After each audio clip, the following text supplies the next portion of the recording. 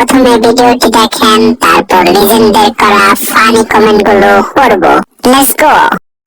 ফাটা যায় বুকটা ফাটা যায় বন্ধু যখন বলয় আমার চোখের সামনে দিয়া,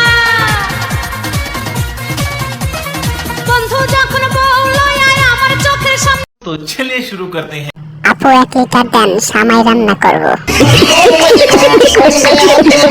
বাটি নিয়ে বসে আছি, ফেটে গেলেই ধরবো। আমার মনে হয় আপার ডাবের ধাক্কা খাইলে আমি শেষ হয়ে যাব। ভিডিওটা দেখে হাত মেরে দিলাম। ওই পোকাচোদা কয় কি? আমার বন্ধুরা মিলে খেয়ে শেষ করতে পারবো না।